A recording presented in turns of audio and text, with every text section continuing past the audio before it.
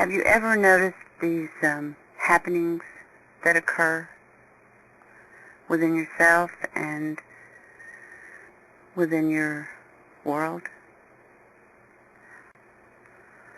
For instance, is 20 years ago, I had been in an abusive relationship, physically and mentally abusive. Those are two categories that, is used when you talk about abuse. Is it physical abuse or is it mental abuse?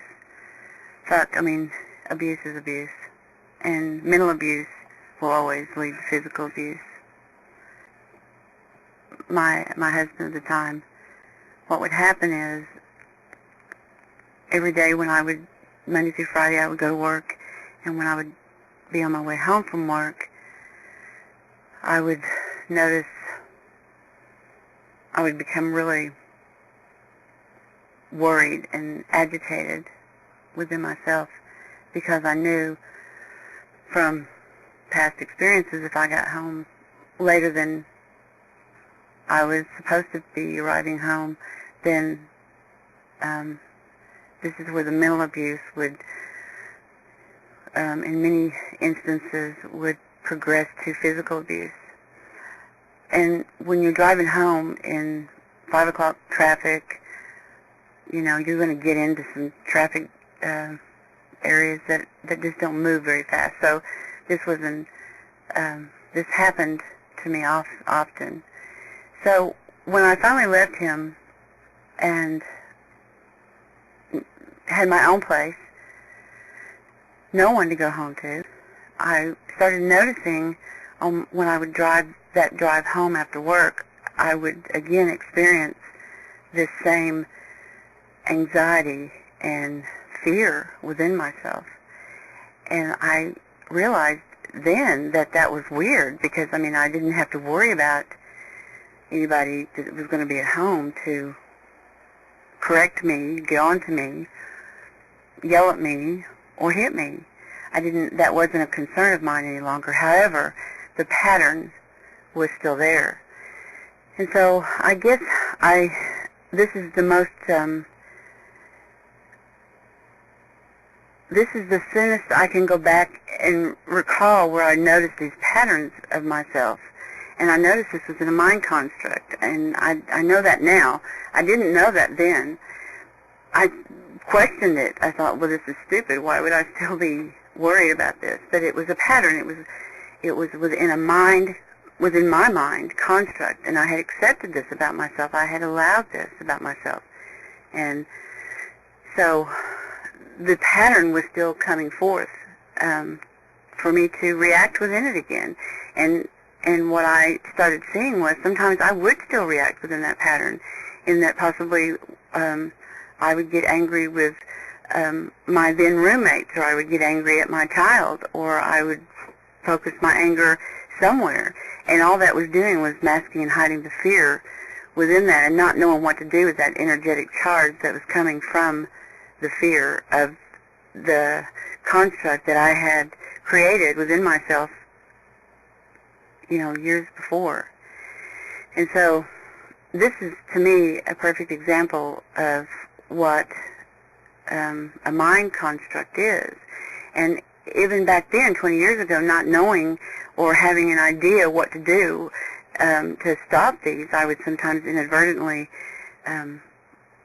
project that fear elsewhere, project that anger or that anxiety elsewhere onto my world. So I was still, in effect, creating the abuse, and this is all what I'm realizing, just self-abuse. It's all self-abuse.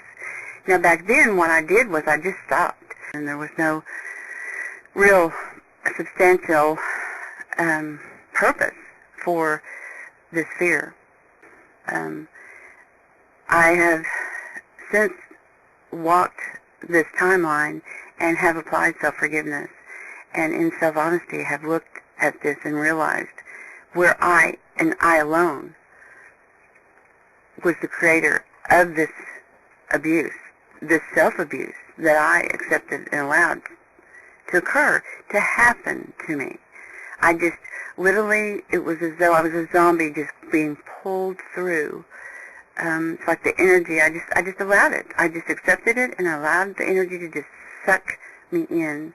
And I would walk it, I would be it, and I would move myself as it, and I would speak, my words would be it. And this is exactly the pattern. If you just start paying attention to your thoughts, you'll see. It's kind of like that first love. You know, some people say they never get over the first love, when in fact we do get over the first love. When in fact we get over, we really only experience those energetic charges within falling in love, within the beginning of a relationship, when really there is no energy out there, be it no matter what the energy is coming from, whether it's the perception of falling in love or whether it's the perception of grieving because of a death. There is no real experience within these happenings that we are allowing and that we are accepting to become, that we walk as and that we participate as and we move as and we repeat over and over. And if you'll just start watching, you'll notice your thoughts will come in threes, and these thoughts will be fueled by emotions or by perceptions of feelings. And within this, something will happen to us when in fact it's us allowing this energy to happen as us, and we move ourselves accordingly. And it is to stop this.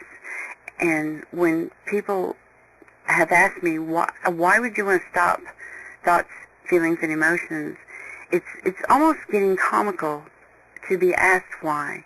Because if one looks within self-honesty at self as to how self has created these mind conceptions, we have literally, it's like the moment of conception.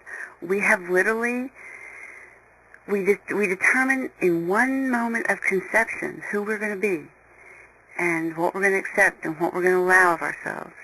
And we continue within this conception to participate as it.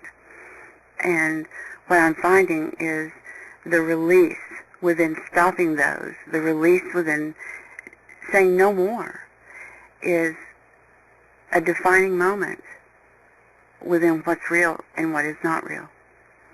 And this is a moment-to-moment process, but this is what self-forgiveness is about. This is what self-honesty is about. This is what stopping patterns is about, stopping mind constructs and applying self-forgiveness and looking at what it is within these thoughts, what it is within these feelings and these emotions. What is it that where did the birth of it come from? Where did we begin with this? And it actually becomes a rather worthwhile journey for self, and I would highly suggest it. Thanks.